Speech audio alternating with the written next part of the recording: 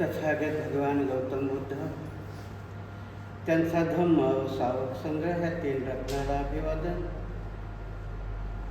Bodhisattva विश्वरत्न doctor Babasaheb Ambedkar यांच्या धम्मक्रांतीला पंचांग प्रणाम. उपस्थित उपासक उपासिका, ऑनलाईन बघणारे उपासक आणि उपासिका यांच्या प्रति मंगल मैत्री व्यक्त करून वर्षावासामध्ये आपण मार्क्स आणि बुद्ध ह्या ग्रंथाचं पठण आणि श्रवण करत आहोत.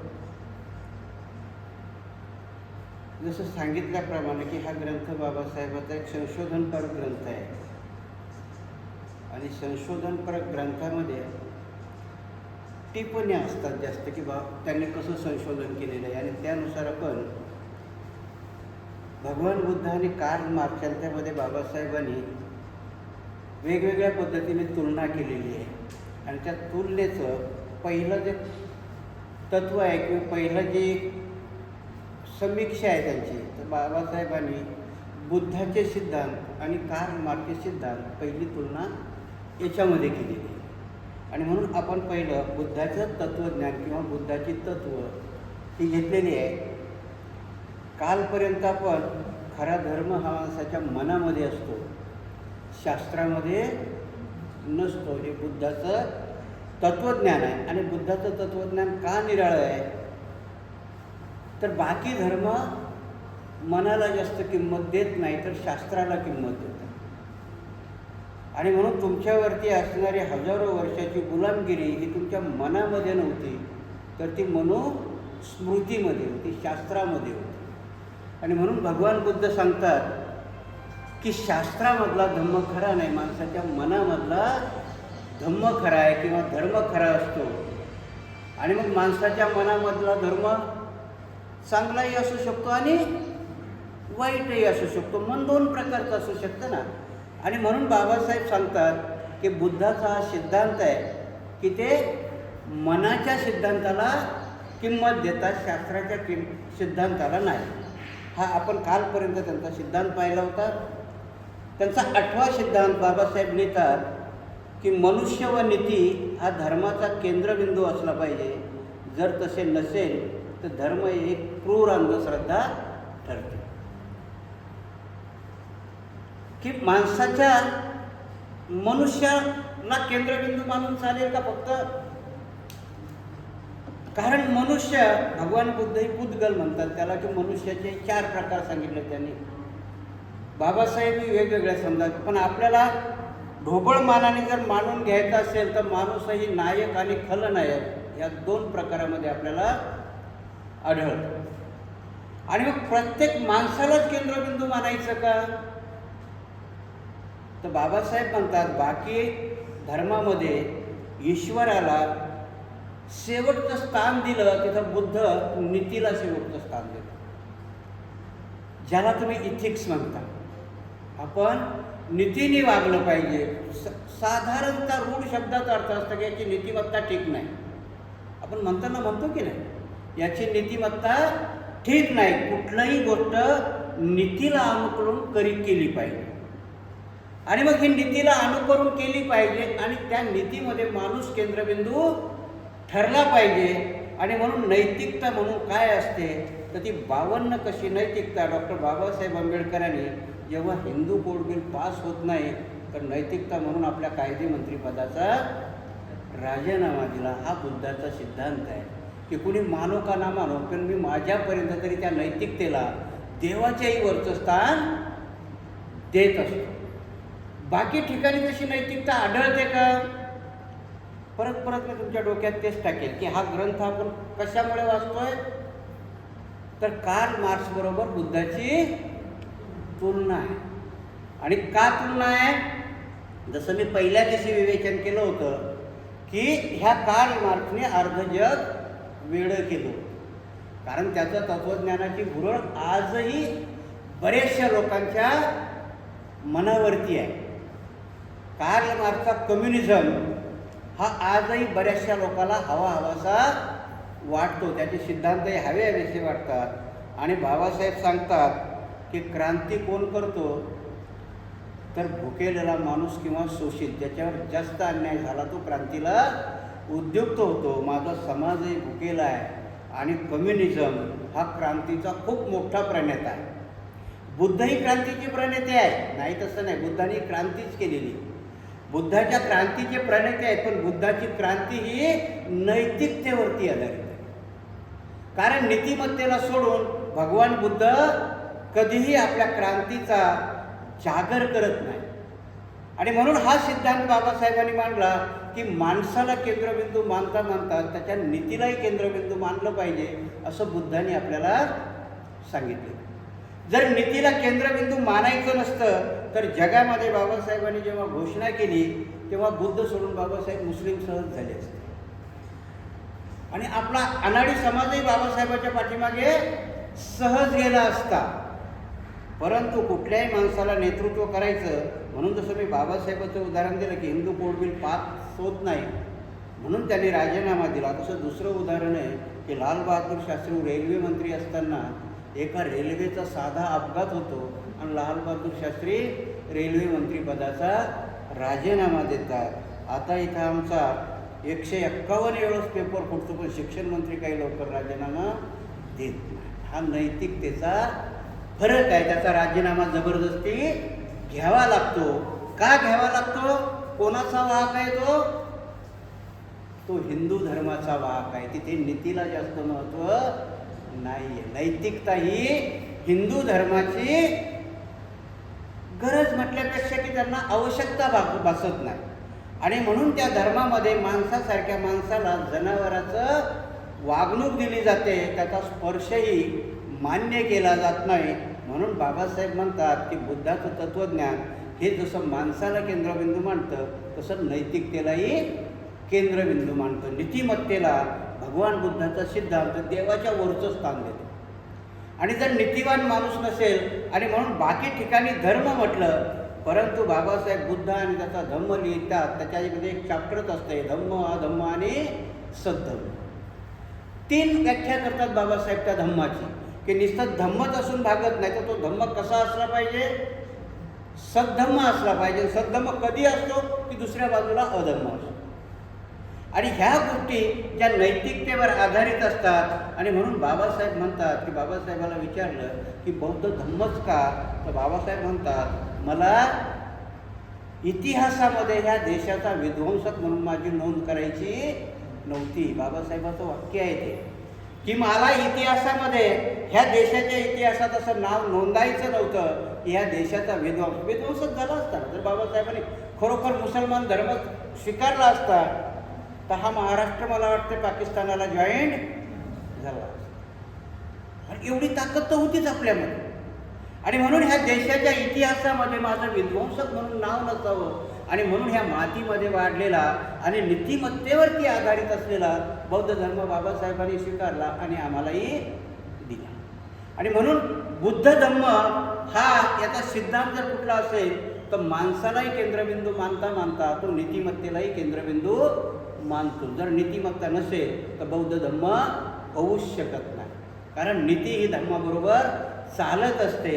आणि म्हणून आजपर्यंत मी तुम्हाला सांगितलं की नीतिवान बौद्ध धर्म कसा असतो.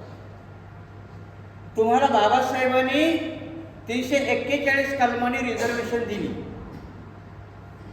340 कलमानुसार बाबासाहेबांनी ओबीसी करता घटनेत तरतूद केली, परंतु जाती व्हेरीफाय झाल्या नव्हत्या म्हणून त्याला घटनादत्ता रिझर्वेशन देता नाही आलं.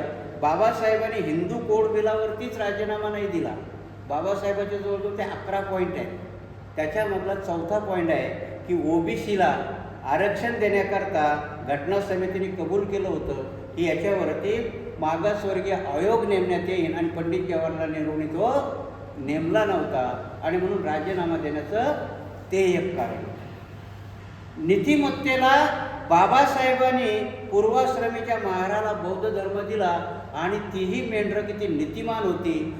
ओबीसी करता रिझर्वेशन मिळावं, त्याचं मागासवर्गीय आयोगाची नियुक्ती व्हावी म्हणून आंदोलन करणारे महार होते. ओबीसीने आंदोलन नव्हतं केलेलं. आंदोलन करणारे महार म्हणजे त्यावेळेसचे पॅन्थर होते आणि ते आंदोलन करत होते ओबीसीला रिझर्वेशन मिळावं किंवा ओबीसीच्या रिझर्वेशन करता आयोगाची नियुक्ती व्हावी.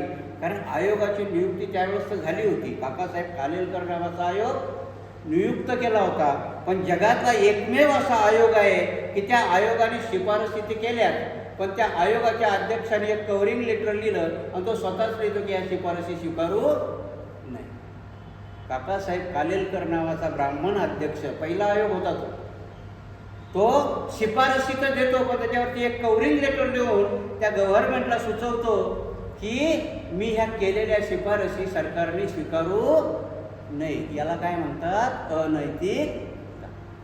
कारण तो ज्या धर्माचा वाहक होता, ज्या धर्माचं नेतृत्व करत होता किंवा धर्माला अनुसरत होता, त्या धर्मामध्ये नैतिकतेला कुठलाही वाव नव्हता किंवा नैतिकतेला किंमत नव्हती. बाबासाहेब सांगतात की बुद्धाच्या धर्मामध्ये बुद्धाला माणूस केंद्रबिंदू मानता त्याने नैतिकतेलाही केंद्रबिंदू मानलं होतं आणि हा सिद्धांत बुद्धाचा होता. आणि म्हणून बाबासाहेबांनी कार्ल मार्क्सच्या ह्या कंपॅरिझममध्ये ते सांगतात की बुद्ध धर्म माणसाला केंद्रबिंदू मानून नैतिकतेलाही केंद्रबिंदू मानत होता.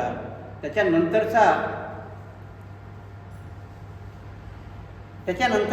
सिद्धांत आहे की धर्माचे कार्य जगाची पुनर्रचना करणे व त्याला सुखी बनवणे हे आहे.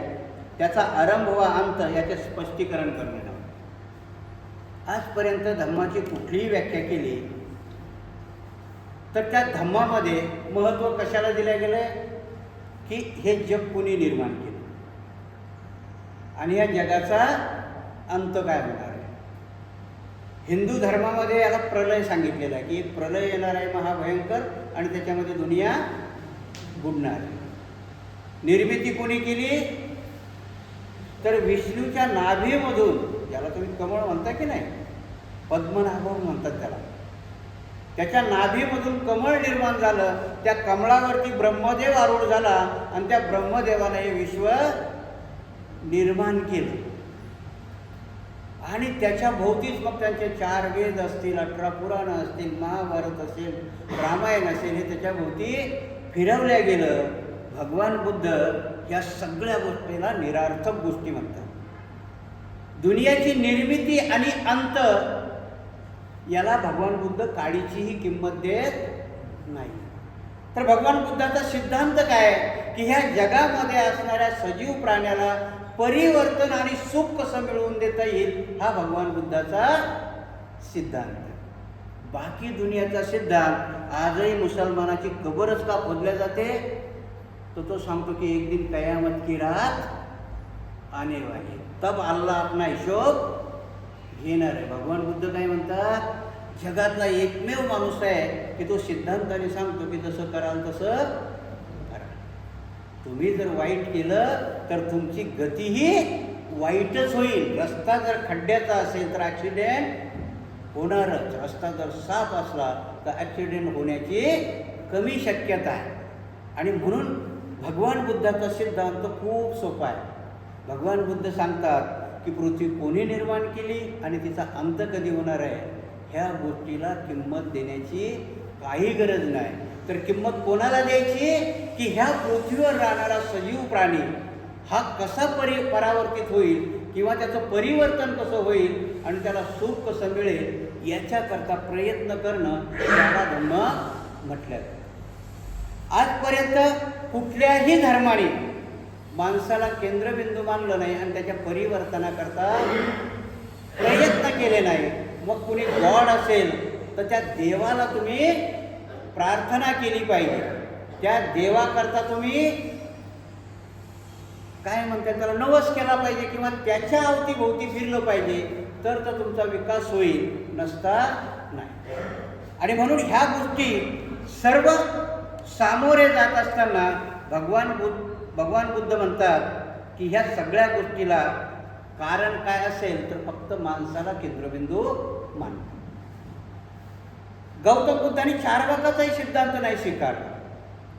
कारण चारवाकाचा सिद्धांत काय होता, खा प्या मजा करा, पुढचा जन्मबिन्म काही भानगड नाही.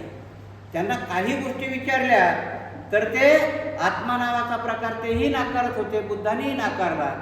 परंतु परिवर्तनाची गोष्ट त्यांना मान्य नव्हती. भगवान बुद्ध आपल्याला परिवर्तन सांगतात आणि परिवर्तन सांगता सांगता तुम्हाला कुठेतरी भ्रामक कल्पनेमध्ये बुद्ध घेऊन जात नाही, तर सत्याच्या जवळ नेतात.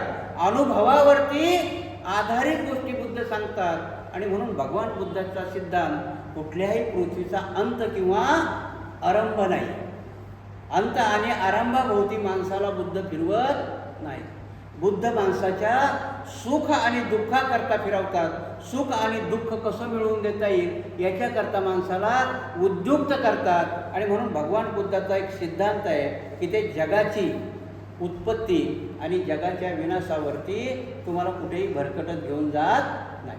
11 प्रश्नामध्ये भगवान बुद्धांनी ह्या गोष्टीची उत्तरं दिली नाही, ते हसले.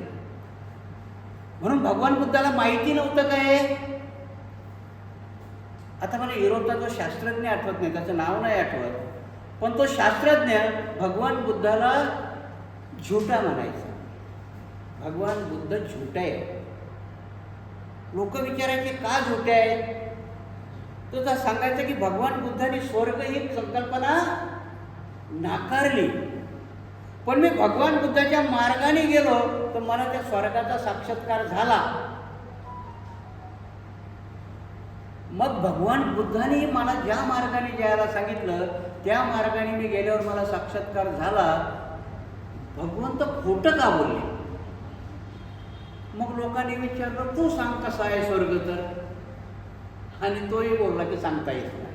म्हणजे बुद्धही तरी हेच बोलले ना. मग बुद्ध काय बोलले की हे प्रश्न अव्याकृत आहेत, याला व्याकरणाच्या भाषेत सांगता येणार नाही. आणि म्हणून निर्वाण कसं असतं, निर्वाणाचा साक्षात्कार करावा लागतो, ते तुम्हाला सांगता येणार नाही. भगवान बुद्ध सांगतात. आणि म्हणूनच भगवान बुद्ध बोलले की मी मोक्षदाता नाही. कारण मोक्षाची संकल्पना कधी ठेवलेली आहे, माणूस मेल्यानंतर. माणूस आग्रह करेल का मोक्षाला, मला दाखव मोक्ष, तो म्हणेल मर, दिसतंय ऑटोमॅटिक. कृष्णाची तीच भानगड आहे ना. कृष्ण अर्जुनाला तेच सांगतो, युद्धात मेला की तुला मोक्ष भेटणार आहे. माहिती नाही, मेल्यानंतर अजून काही कोणी परत येऊन सांगितलं नाही की मोक्ष नावाचा असा असा प्रकार असतो म्हणून सांगितलं कोण आहे. पण बुद्ध गॅरंटी घेतात की ते जिवंतपणे मिळतं निर्वाण. तू ह्या मार्गाने जा, निर्वाणाचा साक्षात्कार होतो. ते सांगता येत नाही, हे भगवान बुद्ध गॅरंटीने सांगतात. आणि म्हणून भगवान बुद्धाचा सिद्धांत कुठल्या तरी काल्पनिक मोक्ष किंवा काल्पनिक स्वर्ग किंवा काल्पनिक नरकावरती नाही आहे, तर तो साक्षात्कारावरती आहे. भगवान बुद्धाचा धर्म हा साक्षात्कारावरती अवलंबून आहे. म्हणून इथे भगवान बुद्धाच्या सिद्धांताला पृथ्वीचा अंत किंवा पृथ्वीचा प्रारंभ, कारण प्रत्येक धर्मामध्ये, कारण आजही सगळ्याला काय गोष्टीचं निरर्थक गोष्टीमध्ये माणसाला जास्त इंटरेस्ट असतो. आजही आपण जर बघितलं तर निरर्थक गोष्टीमध्येच पाठीमागे माणूस असतो. कुठेही आम्ही जर गेलं की प्रश्न तेच विचारायचे असतात. पृथ्वी कोणी निर्माण केली, पृथ्वीचं काय झालं, आणि मग त्याच्या पाठीमागं एवढ्या भाकड कथा आल्या की सुरुवातीला सांगितलं होतं की पृथ्वी कोणाच्या, शेषनागाच्या फण्यावर उभी आहे. भूकंप काय येतो तर त्याला कंटाळा येतो म्हणून तो मान हलवतो. भूकंपाची संकल्पना पहिली होती, काय होती की शेषनागाला आता कंटाळा आला, त्याने मान हलवली म्हणून पृथ्वी हलली. नंतर विज्ञानाने शोध लावला, भगवान बुद्धही त्याचा शोध लावता. भगवान बुद्धाला संबोधी प्राप्त झाल्यानंतर धरणी कंपायमान पावते. काय असतं याचं गमत. आजही आपण जर बघितलं की एखादं सुंदर वाक्य तुमच्या कानावर जर आलं तर अंगावर शहारे काय असतं, ते कंपनच असतं की नाही. तशाच प्रकारचं कंपन पृथ्वीच्या अंतर्गत असणारे जे हे थर आहेत, त्यातला कुठला तरी एक साधासा बारीचा खडा जरी निघाला तरी ती पृथ्वी मागे पुढे होते. हा वैज्ञानिक शोध आहे. आणि म्हणून भगवान बुद्धाने कुठल्याही गोष्टीला निरर्थकपणाला मुळीच थारा दिलेला नाही. काही काही गोष्टीमध्ये आपली लोक बरीचशी, काय होतं नेमकं, ते म्हणतात ना, नवीन मुसलमान झाला रोजाचा महिना आला. त्या म्हणीचा अर्थ माहिती आहे का तुम्हाला काय आहे ते. कारण संकल्पना अशी असते की मुसलमानाच्या धर्मात गेलं की 24 तास मटण खाता येतं. संकल्पना असते की नाही. आणि म्हणून मग हा बामण मुसलमान होतो, नेमका रोजाचा महिना आहे, तो दिवसा खायचंच नाही, अडचण होते ना. अशातला प्रकार आहे आपला, की आपल्यामधलाही काही काही विद्वान अर्धच पुस्तक वाचतो आणि मग एवढ्या काही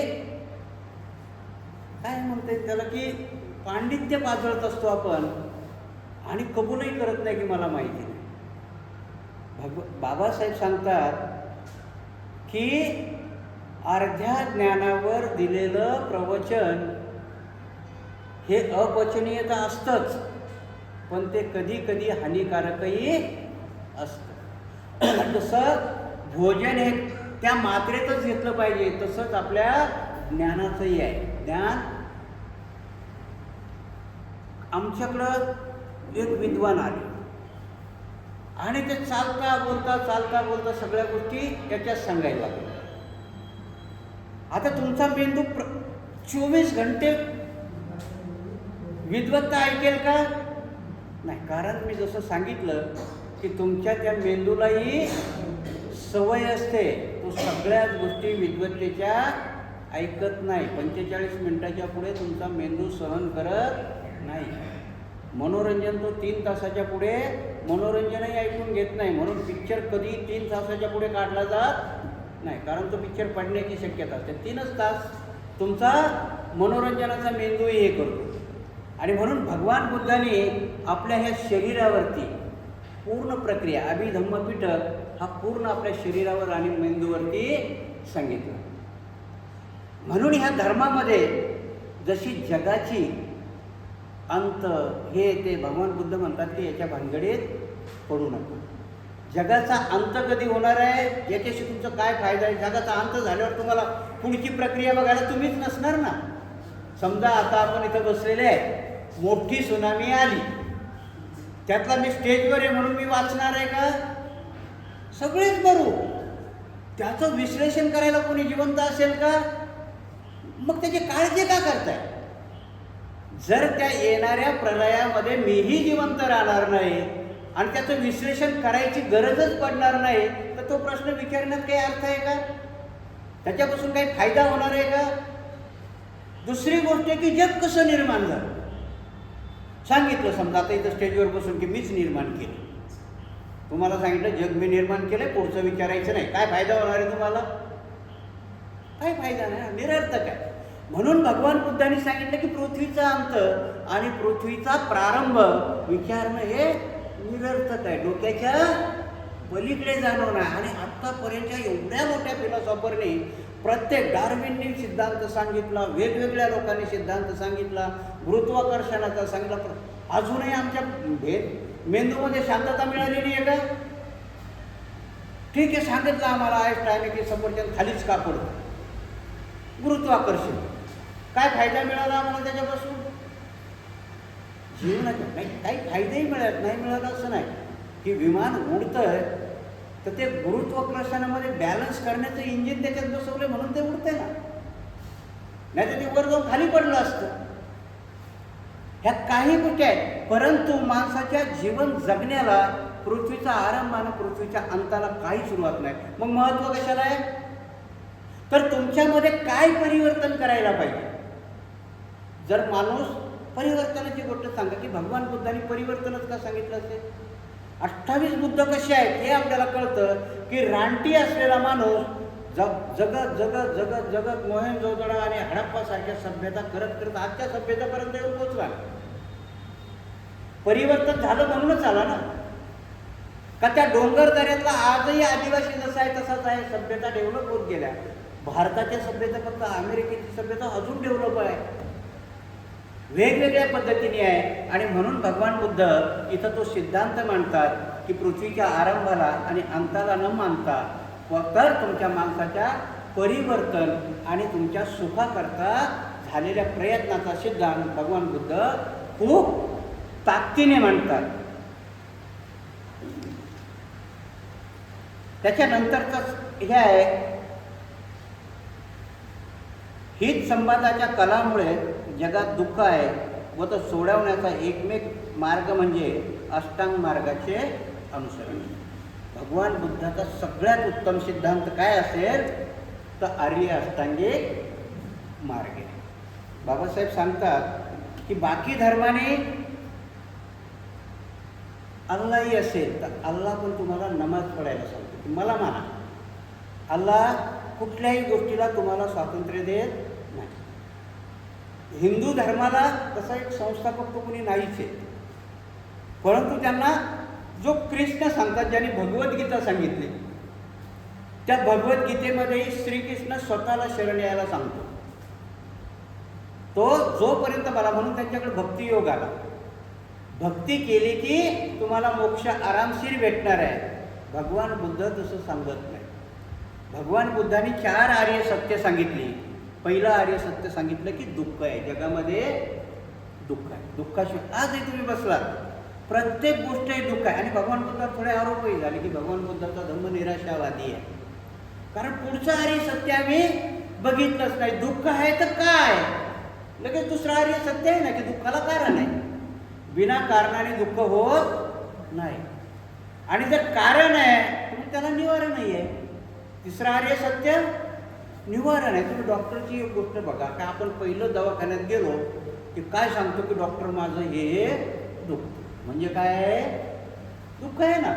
डॉक्टरला काय सांगितलं तुम्ही, दुःख. डॉक्टर लगेच सुई काढतो, रक्त काढतो, लॅबोरेटरीत पाडतो. कशाकरता, दुःखाला काय कारण आहे शोधणं.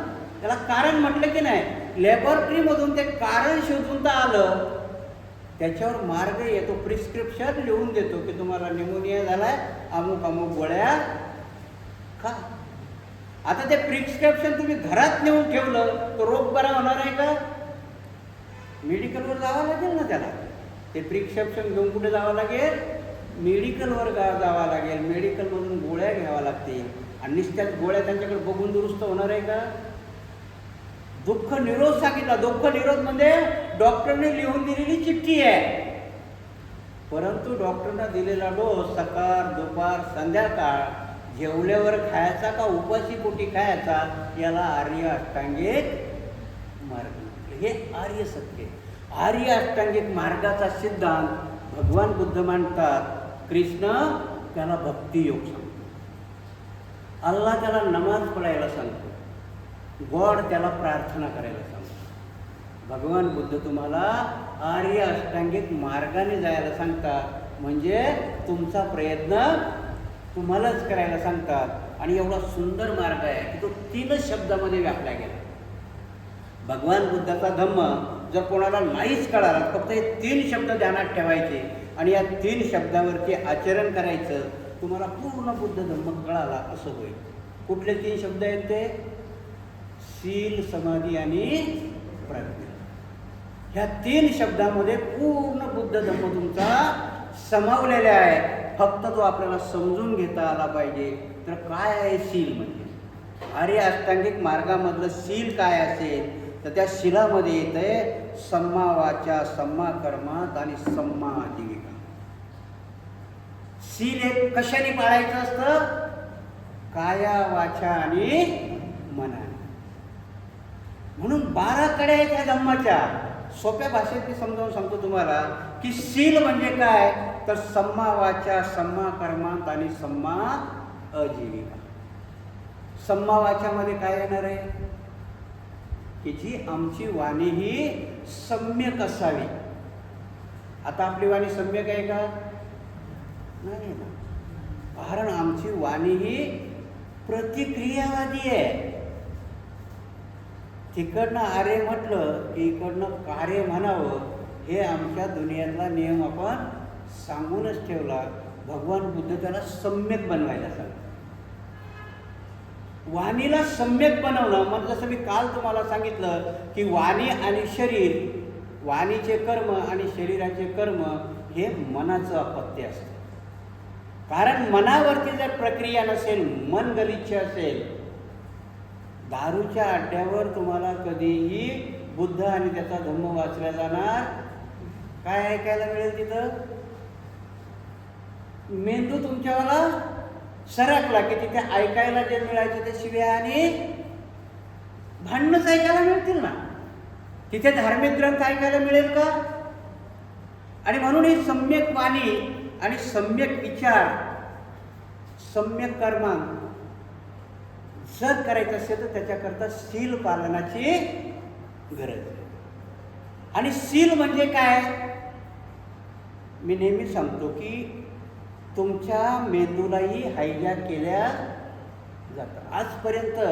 आता सध्याही तुम्ही हायजॅक आहात. एवढे जरी लोक असतात तरी श्रद्धा रक्षकचं प्रवचन चांगलं असतं म्हणून आपण तिथं गेलो पाहिजे. म्हणजे एका दृष्टीने मी तुमचा केलेला मेंदू हायजॅक आहे. थोडं का चांगल्या कामाकरता पण म्हणून त्याला धम्म सद्धम्म आणि अधम्म म्हटलं. आत्ताचाही मेंदू कशा करताय ना, त्या पेठेनगरमध्ये आपली वस्ती खूप मोठी आहे आणि कधी ना कधी प्रत्येकाच्या कानावर गेलेलं आहे की साकेत बुद्ध विहारामध्ये वर्षावाद चालू असतो आहे की नाही. भंतीजी थोडंफार चांगलं सांगतात. सगळ्याच्या मेंदूवरती गेलं पण सगळ्याचा मेंदू मी हायजॅक करू शकलो का? नाही करू शकलो. थोडक्या लोकांना दिवसेंदिवस संख्या वाढते आणि मेंदूला कसं हायजॅक केलं जातं त्याचं मी एक वैज्ञानिक कारण सांगतो.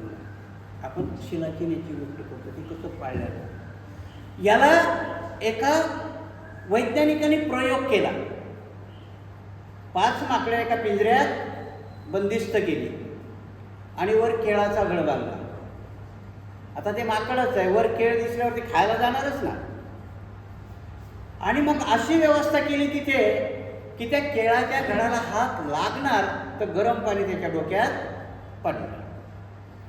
आता एक माकड वर जायचं आणि केळाला हात लावायचं त्याच्या डोक्यात गरम पाणी पडायचं. ते चिरचिर चिरचिर चिर करत खाली यायचं, एका कोपऱ्यात बसायचं. दुसरं जायचं, तोच प्रयोग व्हायचा. 5ही माकडावरती तो प्रयोग झाला. ते शांत बसले, त्या केळाकडे काही जायना कारण त्यांच्या लक्षात आलं की त्या केळाला हात लावायला गेलं की पाणी डोक्यात पडतं. आणि मग त्यातलं एक माकड बाहेर काढलं आणि एक नवीन माकड आत सोडलं. आता या नवीन माकडाला माहिती आहे का काय होतंय ते? नाही. ते वर चढायला लागलं पण या 4 माकडाला माहिती आहे ना डोक्यात पाणी पडतं म्हणून हे त्याचं तगडं ओढायचे आणि मारायचे. त्याला माहिती नाही पण हे काही त्याला वर जाऊ द्यायचे नाही. त्याने मार खाल्ला खाल्ला बसलं त्याच्याबरोबर ते बी. आता हे जाऊच देत नाही म्हटल्यावर काय करणार?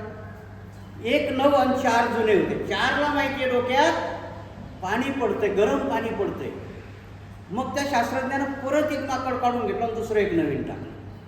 म्हणजे आता किती 3 जुने आहेत आणि 2 नवे आहेत. आता हे नवीन आलेल्याला माहीत नसतं ना. ते परत वर चढायला बसलं. हे बाकीचे 3 जण धरून त्याला ओढायचे आणि मारायचे.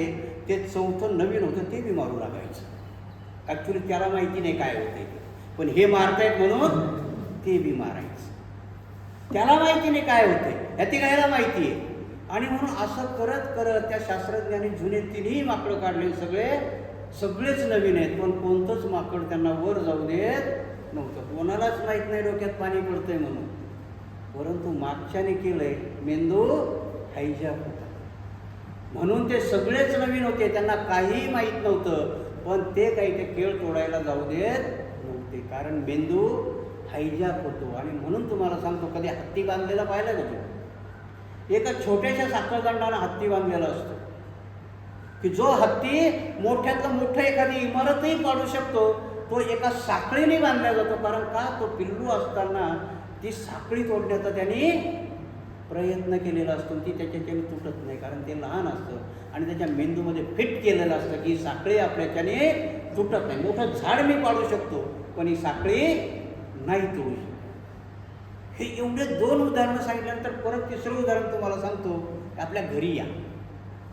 हॉटेलमध्ये जेवलं असतील का नाही तुम्ही सगळेजण? हॉटेलमध्ये तुम्हाला वडा सांबार दिलं तर काटा आणि चमच्याने खाता की नाही? कधी विचार केलाय की त्या चमच्याने किती जण जेवले असतील? विचार केलाय? कितीतरी लोकांनी खाल्लं असेल ना ते हॉटेल झालं. पण तुमचा मेंदू काय म्हणतोय की हॉटेलच्या सफाई कामगारांनी याला निरमामध्ये स्वच्छ धुतलेलं असणार. मेंदू ॲक्सेप्ट करतो आणि खायला लागतो. तेच तुम्ही घरी या. तुम्ही घरामध्ये 3 मेंबर आहेत आणि तिघांचे 3 ब्रश आहेत दात घासायचे. कोणालाही रोग नाही. एकमेकाचा ब्रश वापरता का तुम्ही? क्रिया कुठली आहे? तीच आहे की याचा त्याने वापरायचा नाही पण तो चमचा हजारो लोकांनी खाल्लेल्या चमच्याने तुम्ही खाता. हा तुमच्या मेंदूचा हायजॅकपणा आहे. आणि इथेच बुद्ध क्रिया करतायत तुमच्यावरती की बुद्ध सांगतात की शील पाळताना आपल्याला आपल्या मनावरती आणि मेंदूवरती कार्य केलं पाहिजे. काय वाईट आणि काय शीलवान आणि काय अशीलवान आहे हे आपल्याला कळलं पाहिजे. आणि म्हणून शीलामध्ये येणारी सम्यक वाचा, की माझ्या बोलण्याने दुसऱ्यावरती काय परिणाम होईल आणि ते बोलण्याने माझ्यावरही काय परिणाम होईल हे जेव्हा आपल्याला कळतं तेव्हा आपल्याला भाषेचं ज्ञान कळतं, की भाषा कशी वापरावी. आणि जो सम्यक वाणीने वागतो ते 3 कर्म करत असतो. कारण जो सम्यक वाणीने वागतो त्याचं शरीर कधीही वाईट कर्म करत नाही. कधी कधी म्हणतात ना की दोघांचं भांडण लागलं, जोपर्यंत शिवीगाळ असते तोपर्यंत ठीक, पण एखादा येऊन लगेच तेल टाकून मारामारी लावून देतो. वाणीची नंतरची क्रिया काय असते? शरीराची क्रिया असते. धम्म कोणाकरता असतो? माणसाकरता असतो. आणि म्हणून की सम्यक वाणी, ही वाचा ही कशी असावी? सम्यक असावी. शीलामध्ये येणाऱ्या आर्य अष्टांगिक मार्गामधली पहिलं वाणीवर प्रक्रिया केली जाते, त्याच्यानंतर सम्यक कर्मांत आहे. कर्मात म्हणजे कर्म, आपण काय कर्म करतो रोजचे कर्म मागच्या जन्माचं नाही आहे, मागच्या जन्मातलं झालं. म्हणून मी नेहमी सांगतो ना की भगवान बुद्धांनी माणसाला कशात राहायला सांगितलं? वर्तमानात. भगवान बुद्ध काय म्हणतात? वर्तमानात जगा. भविष्य तुम्ही ओढून परत आणू शकता का वर्तमानात? भूतकाळ आणू शकता का ओढून? कारण भूतकाळात तुमच्या हातून चूक झाली ती झाली, तिच्यापासून फक्त धडा घ्या, पुढे नाही होणार. एवढं जरी शिकलात तरी बरंच झालं, म्हणजे तुमचं वर्तमान चांगला होईल. पण वर्तमान कसा जगायचा, त्याच्यामधली कर्म कशी असतील त्याच्यावरती भगवान बुद्ध सम्यक कर्मांत सांगतात, की माझी जी क्रिया असते रोजचं कर्म मी जे करतो, मग ते आता तुम्ही विचार करा की आपला सगळ्याला राग येतो की नाही? आता सगळेजण म्हणतात राग येतो.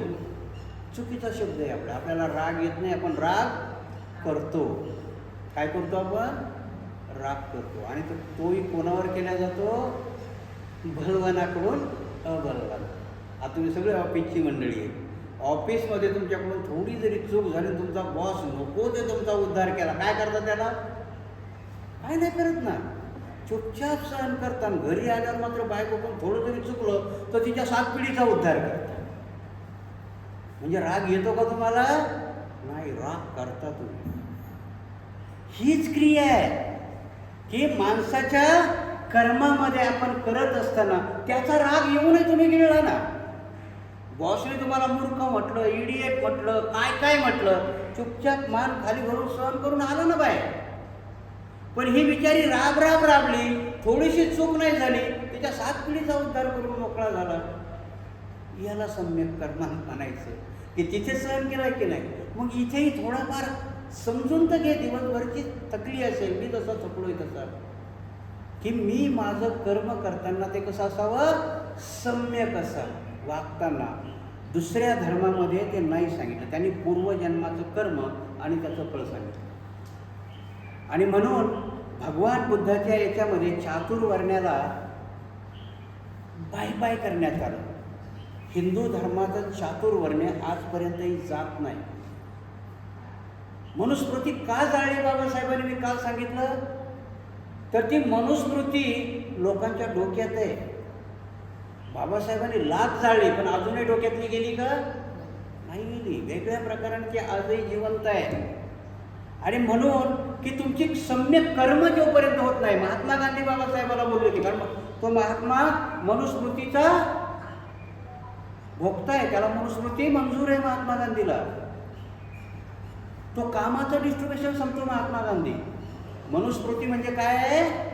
कामाचं डिस्ट्रीब्युशन आहे. आणि बाबासाहेबाला सांगतो तो की लोकांचं हृदय प्रवर्तन केल्याने ती जाईल. बाबासाहेब मागेगाडी तुझ्यासारखा माणूस जन्माला यायला 1000 वर्ष लागतात. 1000 वर्ष आम्ही त्याच गुलामीत आहे. हृदयाचं परिवर्तन नाही होणार. आणि म्हणून भगवान बुद्ध सांगतात की हृदय नावाचा प्रकार फक्त ते पंपिंग आहे. हृदय काय करतं? तुमच्या शरीराचं रक्त शुद्ध करतं. त्याच्यामध्ये इमोशन नाही आहे. इमोशनाचे 4 बिंदू डोक्यात आहेत. मग आम्ही हृदयावर काय म्हणतो? आपण आजही पोरं पोरी लगेच हात लावून आय लव यू म्हणतात. ते काहीच नाही, त्या हृदयाला काही माहिती नाही, त्याला लव यू काही भानगड कळत नाही.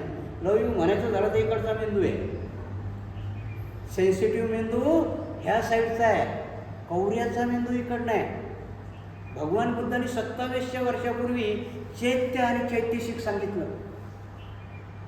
आजही आम्ही त्या गोष्टीवरती विचार नाही करत. आम्ही ज्याला काय म्हणता येईल कथेच्या मार्गातून जातो. शिलावरती आधारित असणारा जर माझा कर्मांत म्हणजे करणारं कर्म हे मी समजून उमजून करत असेल तर मला अशांत होण्याचं आणि दुःखी होण्याचं कारण घडणार नाही. म्हणून हा सिद्धांत आहे भगवान बुद्धाचा आर्य अष्टांगिक मार्गावरती. आणि ह्या शिलामध्ये तिसरा सिद्धांत येतो की माझी अजीविका सम्यक असावी. मला सांगा, त्या याच्यामध्ये वेगवेगळे कारणं दिले. भगवान बुद्धाने सांगितलं की काळ वेळ.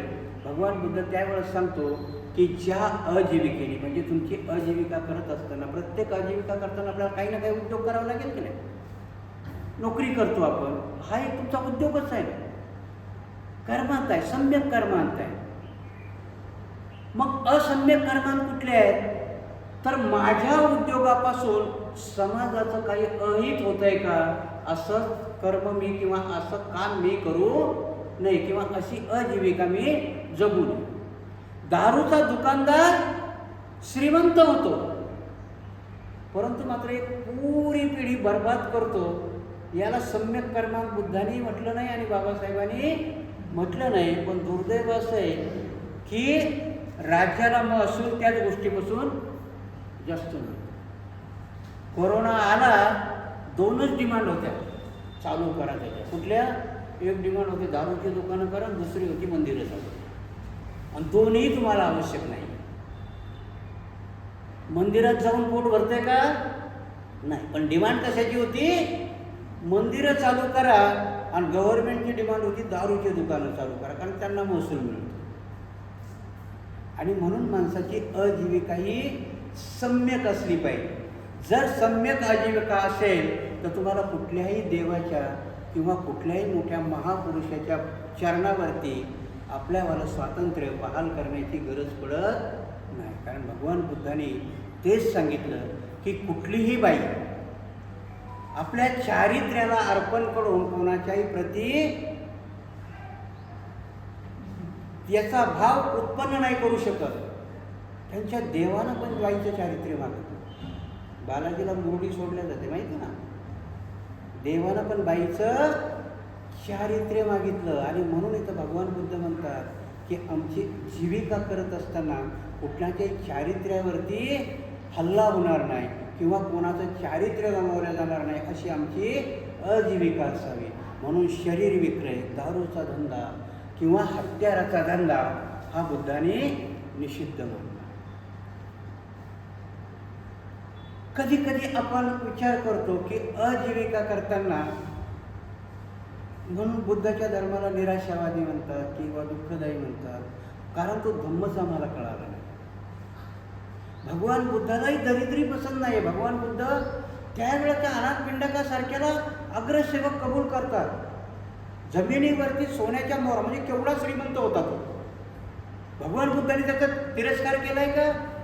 पण भगवान बुद्धाने अनैतिक मार्गाने धन मिळवण्याला आणि या 3 गोष्टी तुमच्या शिलामध्ये येतात. शिलावरती आधारित असणाऱ्या म्हणजे सम्यक वाचा, सम्यक कर्मान आणि सम्यक आजीविका. ह्या 3 गोष्टी जर आपण सम्यकपणाने करत असू तर तुमच्या जीवनामध्ये दुःख येण्याचा कुठलाही प्रसंग येणार नाही. तुम्ही शिलावर जर आधारित असाल तर दुःख हे तुमच्यापासून दूर जाईल. आणि म्हणून बाबासाहेब लिहितात की भगवान बुद्धाच्या सिद्धांतामध्ये आर्य अष्टांगिक मार्ग हा खूप महत्त्वाचा आहे. आणि आर्य अष्टांगिक मार्ग ह्या 3 गोष्टीवरती अवलंबून आहे की ज्याला आपण शील म्हटलं. दुसरं आहे समाधी. आता समाधी म्हणून सगळ्याच्या डोक्यात तोच प्रकार असेल की ज्ञानेदेवाने समाधी घेतली, आपण सगळ्यांनी समाधी. त्याला बुद्ध समाधी म्हणत नाही. जीव देणं याला समाधी म्हणत नाही. संशोधन आहे. ज्ञानेश्वरांनी समाधी बिमाधी नाही घेतलं, त्यांचा 302च केला. तुकारामाचा बी आणि ज्ञानदेवाचा बी, आणि त्याला नाव दिलं समाधीचं. आणि त्यांना कळलं की हे 18 वर्षाचं पोरग आत्ताच आम्ही संस्कृतात एवढं एवढं लपवतो. का केलं असेल ते? ज्ञानेश्वर महाराजांनी ज्ञानेश्वरी लिहिली आणि ती प्राकृत भाषेत लिहिली. कारण ब्राह्मणाचा मंत्र काय होता? परवाच्या त्याच्यामध्ये मी सांगितलं की नाही, जे जे आपणाशी ठावे ते ते संस्कृतात लपवावे, अज्ञानी करून सोडावे सकळ जग. कोणाचा अभंग होता हा? ब्राह्मणाचा. त्याच्यावरती बंड कोणी केलं पहिलं? ज्ञानेश्वराने. ज्ञानेश्वराने जर नुसतं कृतीने केलं, त्यांनी त्याची गीता प्राकृत भाषेत लिहिली. म्हणून ते ज्ञान ह्या लोकांना कळलं की आता आपलं सगळंच काळं पिल्लं याने उघड केलं. आणि म्हणून त्या ज्ञानेश्वराला तो ब्राह्मण असतानाही त्याच्या बापाला आणि आईला मृत्यूदंडाची शिक्षा दिली. संन्यासाची पोरं म्हणायची त्यांना. ज्ञानेश्वर, मुक्ताई, सोपानी, कोणाची पोरं म्हणायची त्यांना? संन्यासाची पोरं म्हणायची. आणि म्हणून त्याच्या आई आणि वडिलांना मृत्यूदंड दिला. एवढा क्रूर धर्म होता. आणि त्या ज्ञानेश्वराने ज्ञानेश्वरी लिहिली. आणि बघा पुढं, आणि एवढा ऑपॉर्च्युनिस्ट आहे तो धर्म की काही गोष्टी जर त्या लोक मानायला लागले की मग त्याला स्वतःच आत्मसात करतो आणि त्या ज्ञानेश्वराला माऊली म्हणून फेमस करून टाक. पहिल्यांदा त्याच्या बापाचा मृत्यूदंडाची शिक्षा दिली, पण त्या ज्ञानेश्वराला बहुजन समाज मानायला लागला. मग यांनी काय केलं? त्याला माऊली केली. आणि त्या माऊलीला माऊली म्हणत म्हणत मग मात्र त्यांची समाधी घडवून आली. तेच केलं तुकाराम महाराजाचंही. तुकाराम महाराज त्यांच्या पुढे गेले कृतीच्या. तुकाराम महाराज म्हणतात, जे जे आपणाशी ठावे ते ते सर्वशी सांगावे, सज्ञान करून सोडावे सकळ जग. बंडखोरी केली. आणि म्हणून त्या तुकाराम महाराज सगळेच अभंग इंद्रायणीत बुडवले आणि तुकारामाला सदैव वैकुंठाला, सदैव वैकुंठाला गेले का? त्यांचाही 302च करण्यात आला. आता असं बोललं की त्या तुकाराम महाराज वंशज आहेत. सध्या तुकाराम महाराजाचं आडनाव मोरे. मी पूर्वाश्रमीचा मोरे म्हणून मी सांगत असतो की मला जास्त माहिती आहे त्यांच्याविषयी. माझं पूर्वाश्रमीचं आडनाव मोरे आहे म्हणून मी तुकारामाचा वंशज आहे त्याला सांगत असतो. आणि अशोकाचाही वंशज आहे. त्यांना मौर्याचा अपभ्रंश इकडं महाराष्ट्रात मोरे झाला. तुकाराम महाराजाला, कारण ह्या लोकांनी ज्या गोष्टी त्यांच्या हिताच्या झाल्या नाही म्हणून त्यांना एक तर आत्मसात करायचं किंवा संपूर्णच टाकायचं, ही त्या धर्माची नैतिकता होती. शिलावर आधारित धर्म नाही आहे, तो अधर्मावरती अशिलावरती आधारित आहे. आणि म्हणून तुकाराम महाराजाला पुष्पक विमान न्यायला म्हणतात. आणि एवढी बदमाशकी करतात की ते बघा चालले तुकाराम महाराज, कोणालाच दिसत नाही. म्हणजे कसा, म्हणजे जो खरा बापाचा असेल त्यालाच दिसतो, कोण म्हणेन मी नाही म्हणून. एवढे बदमाश आहेत. आणि म्हणून ते 2 खून पचवले त्यांनी. इथे बुद्ध सांगतात, अंधश्रद्धेवरती टिकायचं नाही. तुमचा धम्म हा शिलावरती नाही, समाधीवर. समाधी म्हणजे काय? की एकाग्रता. तुम्हाला भलं आणि बुरं समजण्याकरता, तुमच्या मनाला काबूत ठेवण्याकरता. भगवान बुद्ध म्हणतात, राजे लोक दुसरे दुनिया जिंकतात, दुसरे राजे जिंकतात, स्वतःला जिंकणं हे सगळ्यात मोठं शौर्य आहे. वीरता कशात असेल तर स्वतःला जिंकणं. जिंकून बघा, आपण स्वतःला जिंकले का? आतापर्यंत जिंकू शकत नाही आपण. आपण जिंकलं की बुद्ध झालो, नाही बुद्ध झालं कमीत कमी महावीर तरी हो. म्हणून मनाला जिंकणं किंवा स्वतःला जिंकणं याला समाधी म्हणतात. समाधीचा अर्थ भगवान बुद्ध एकाग्र झाले, विपश्यनेमध्ये समाधिस्थ झाले आणि त्यांना बोधित्व प्राप्त झालं. त्या समाधीमध्ये काय तर सम्मासती. आर्य अष्टांगिक मार्गातलं त्या समाधीमध्ये काय येतं? सम्मासती. सती म्हणजे स्मृती, आठवण. आपण त्याला आठवण म्हणतो, पण बुद्धाच्या काळामध्ये त्या शब्दाचा अर्थ होता सजगता. मी नेहमी सजग असलं पाहिजे, स्मृतिवान असलं पाहिजे. आता आपण काय म्हणतो? स्मृती ध्यानात ठेव कसं वागायचं. म्हणजे काय करायचं? स्मृती जागृत ठेवायची. शब्दाचे अर्थ बदलतात, शब्द वेगळ्या प्रकारे. आताही आपण शब्द वेगळेच वापरतो की नाही? सहज बोलता बोलता आपण काय म्हणतो, पायात बूट घाल आणि लवकर चाल. शब्द करेक्ट आहे का तो? नाही. पायात बूट नाही घालत तुम्ही, बुटात पाय घालता. जर सरळ शब्द घेतला तर कसा असतो, बुटात पाय घाल, पायात बूट नाही घातलं जात. म्हणून शब्दाचे अर्थ एवढे बदलून टाकले की सतीला फक्त आठवण बनवलं आणि भगवान बुद्धाच्या बुद्ध या शब्दाला नुसता उकार दिला आणि बुद्धू करून टाकला. शब्द कसे बदलवल्या जातात. आणि म्हणून समाधीमध्ये पहिलं असेल तर सम्मा सती, की तुमची स्मृती कशी असावी, सम्यक असावी, सजग असावं. तुम्ही प्रत्येक गोष्टीमध्ये सजग असावं. म्हणून म्हणतात की जर तुम्ही सजग असाल तर तुमच्यावर कुणीही हल्ला करू शकत नाही, कारण आपण असजग आहोत. तुमच्यामध्ये भांडणं लावून दिल्या जातात, कारण का, तुम्ही सम्मा सती नाही आहे. मांगान महारामध्ये आता भांडणं सुरू आहेत की नाही. मांग म्हणतो तो, महारानं आमचं खाल्लं. काय खाल्लं ते त्यालाच माहिती नाही. असं त्याला जर विचारलं ना की नेमकं महाराणी काय खाल्लं, त्याला सांगतात ते नुसतंच म्हणतं खाल्लं, कारण तिसरा सांगतो त्याला सम्मा सती नाही आहे, तिसऱ्याने पळवलंय त्याला. नोकरी लागायला साधा नियम आहे. चपराशाला कमीत कमी क्वालिफिकेशन, आता मात्र 12वी मागतात, पहिलं 4थी 5वी मागायची. आता कमीत कमी क्वालिफिकेशन 12वी आहे आणि ॲप्लिकेशन PhDचा करतो.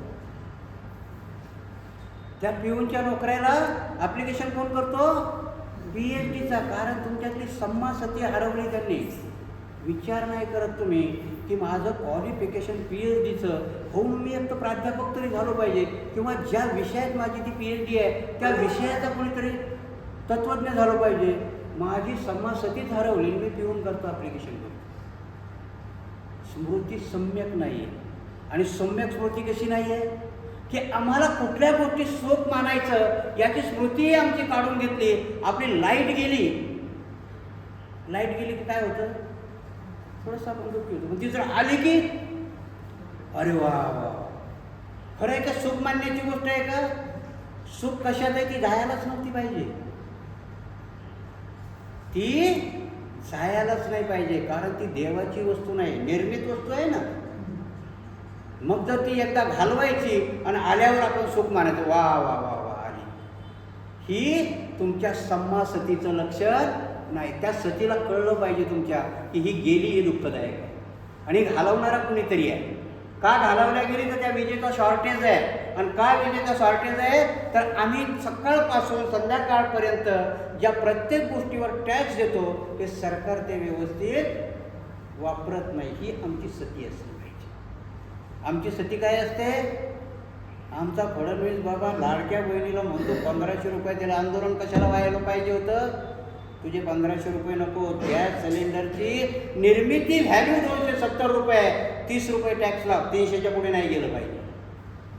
सम्मा सती आहे, मला ती स्मृती असली पाहिजे. आमच्या त्या स्मृती काय, भगवान बुद्ध 2700 वर्षापूर्वी सांगतात की समाधीमध्ये येतं ते. माझी स्मृती कशी असली पाहिजे, सम्यक असली पाहिजे. माझी स्मृती सम्यक नाही आहे. दुसरी गोष्ट आहे की सम्यक व्यायाम. आता दंड बैठका म्हणजे व्यायाम नाही, त्याला एक्सरसाइज म्हणतात. धड्याच्या शेवटी तुम्हाला एक्सरसाइजच लिहितात ना. ग्रहपाठ म्हणजे काय असतं, एक्सरसाइज. हाच व्यायाम भगवान बुद्धांनी सांगितला की आमचं सतत त्याच्यावरती लक्ष असलं पाहिजे. आम्ही सतत त्याच्यामध्ये क्रियाशील असलो पाहिजे त्या गोष्टीमध्ये. त्याला म्हटले सम्यक व्यायाम. चांगल्या गोष्टी करता सतत मी त्याला कार्यरत ठेवणं. आणि तिसरी गोष्ट आहे सम्यक समाधी.